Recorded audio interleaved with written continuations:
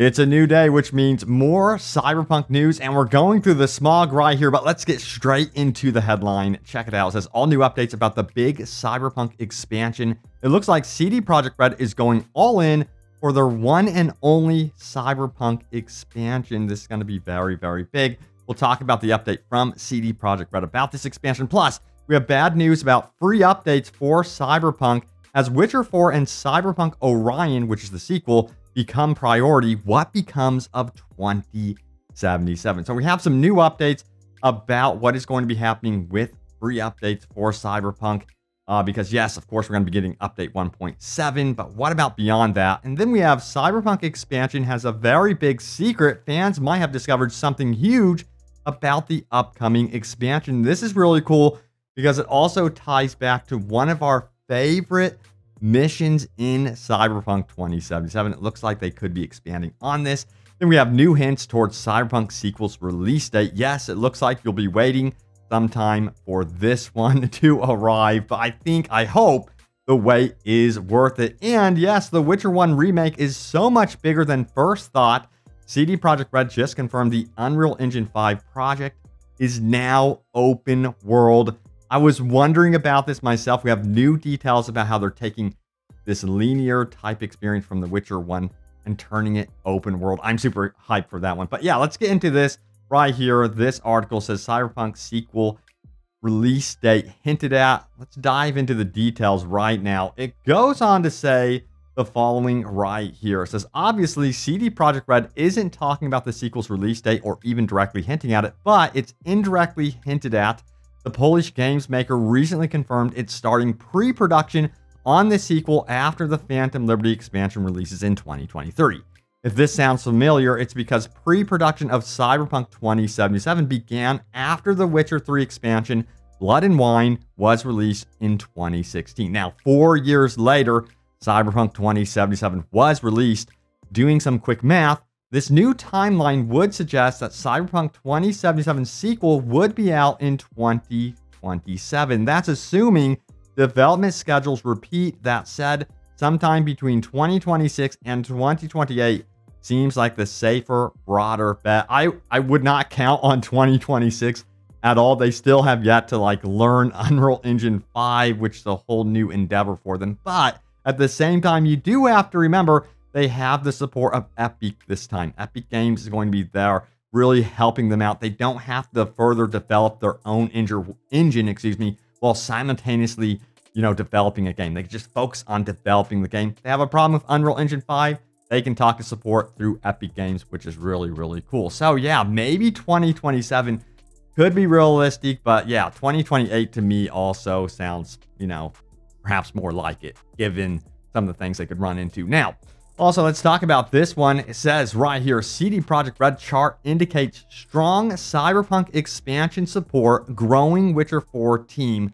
This is great news. Check it out right here. But you're probably scratching your head wondering, hey, Robbie, hey, what about Phantom Liberty? What about also free updates for Cyberpunk 2077? All right, so let's talk about that. So check out the new update straight from CD Projekt Red about how they are going through the development process for all of their games. Of course, for support for Cyberpunk 2077 and the next-gen version, you can see here how it is just winding down. We're getting less and less support for things like free updates for Cyberpunk 2077. And I expect this to be even halved further or just completely disappear once Phantom Liberty does release. Now, the good news is you can see the Scion type blue bar here is staying the same size, if not growing a little bit bigger, perhaps. I don't know. But yeah, they have a lot of support for the expansion for Cyberpunk 2077. The majority of CD Projekt Red right now are all hands on deck for the big expansion, which is excellent news. Now, what does get me excited, of course, is we are beginning to see the new projects emerging right here, which is going to be the Witcher 3 next-gen version, which is going to be out December 14th. Hey, it is December right now. We are so close to that, so that's going to be cool. Then we have the Molasses Flood project right here, which is going to be a Witcher title. And then, of course, the new Witcher saga is being worked on, as you can see here. Now, what's cool is this new Witcher saga is running on Unreal Engine 5, and guess what's going to be feeding off of it?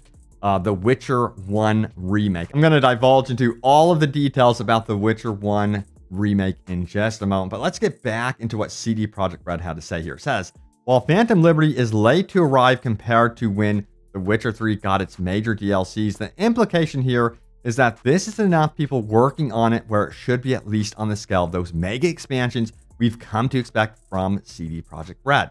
You can tell they really want to put a ton into it, not just sell copies. Yes, it's a paid expansion, but also to continue finalize the narrative of Cyberpunk being redeemed, combined with all the other improvements that have been made since launch 2 years ago.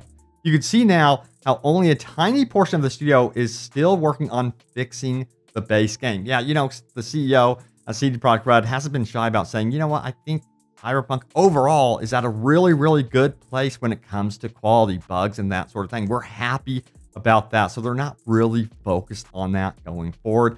Update 1.7 is still happening. That is going to be our next free update. I expect that to be out before Phantom Liberty. But beyond that, guys, I just think they're going to make their big moves onto Unreal Engine 5 projects, which is going to be their new Witcher projects, and of course, Cyberpunk Orion. All right, and it goes on to say this right here. It says, CD Projekt Red has previously stated that they will become a dual franchise developer, simultaneously working on new installments in both the Witcher and Cyberpunk series, which includes a full Cyberpunk sequel and brand new Witcher 3 trilogy and a new IP. I don't think they meant to put Witcher 3 trilogy in there. It's just like a Witcher trilogy. Now, they say there has been some questions among fans about whether they are capable of taking on such massive projects all at the same time, especially given how hard it was to simply launch Cyberpunk 2077 by itself after years of dedicated work. But it's too early to tell what lessons they may or may not have learned from that. For starters, hopefully the launch of Phantom Liberty goes smoothly. Isn't that the truth? We'll really be able to see what's going on at CD Projekt Red if they're too overwhelmed, if they know what they're doing or not, based on what happens with Phantom Liberty. But overall, so far with update 1.6 and 6.1 and things like that, I've been fairly impressed by what they have done with Cyberpunk 2077. So yeah, honestly, I'm excited to see what they do with, of course, Phantom Liberty. We'll have to wait and see what happens there. But yes, let's keep going because there was a big DLC secret discovered by fans. This is really cool because it ties back to, yes, the Perelez storyline. Now, before I get into these details, some of you may actually consider this to be potential spoilers to, of course, Phantom Liberty, if this does actually pan out to be true. But it's very generic. I'm going to let you guys know that. So I'm not too worried about it being spoilerific. It's kind of like what we've seen from the Phantom Liberty trailer, just people dissecting that. So let's get into it, shall we? But you've been warned. So check it out right here. It says, this may have been discovered already, but in the mission Dream On, I noticed the name Liberty Patel listed as one of the people having their minds altered. This could be the Liberty in Phantom Liberty, and maybe the red engram we saw in the trailer. This is a really cool find.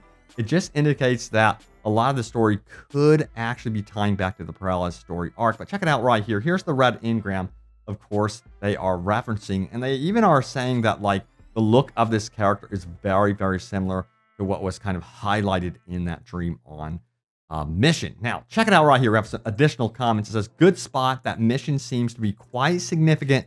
So I think you could be on to something. Furthermore, we have this comment right here from Rodriguez, who says her hair even matches the engram we saw in the trailer. Not to mention how all the other faces that appear here are pretty nondescript, whereas she has an eye patch and brightly colored hair and distinguishing makeup. So it would be very cool if they continued one of the best missions from Cyberpunk 2077 in Phantom Liberty in an even bigger way. So yeah, we'll have to see what happens there. Now, let's talk about the Witcher remake being open world. CD Projekt Red recently confirmed this, and I got so excited because yes, the Witcher remake is also going to be running on Unreal Engine 5 tech, and a lot of the technology from the Witcher 1 remake will be borrowed from what they're doing with Polaris. So a lot of the assets are going to be coming from Polaris, which of course is going to be the new Witcher saga, which some of you are dubbing Witcher 4. I know it's a little bit confusing, but let's get into this. It says the original Witcher saw Geralt adventure around Temerian, capital of Vezima, a location briefly visited in The Witcher 3. While players could only access the royal castle in the third game, however, the entirety of Vezima, its outskirts, and more will be open in The Witcher remake. Now, it goes on to say how it's going to actually work, kind of.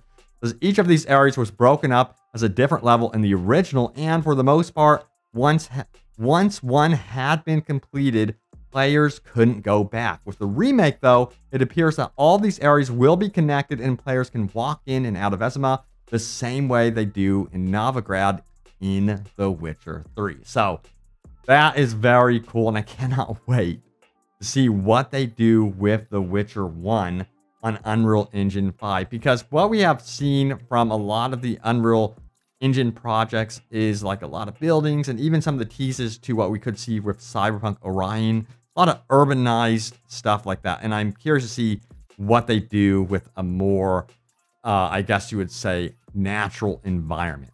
All right, now it's time to get into your top comments from my previous video. Remember, leave a comment down below. It could end up right here in a future video. So what was my most recent video about?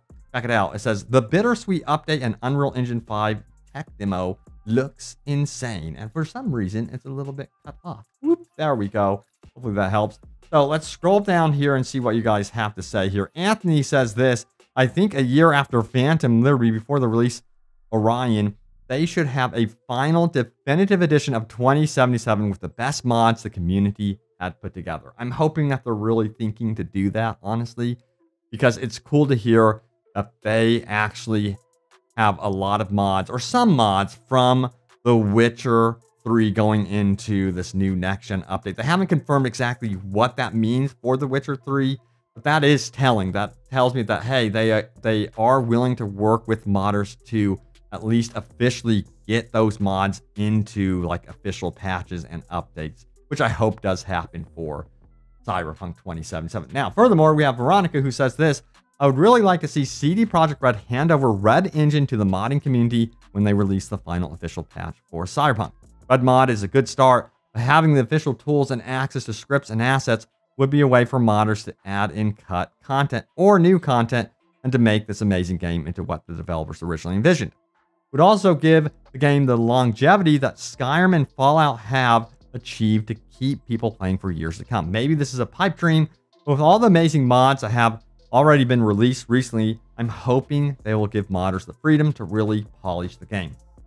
Yeah, handing over the entire engine, that's a tough discussion for sure. It's interesting because a lot of people also forget that this company, CD Projekt Red, was essentially hacked. The source code to that engine was stolen. So that's a whole, in my opinion, that's an entire wrinkle into why they would want to hand over the engine. Maybe I'm looking into that too much.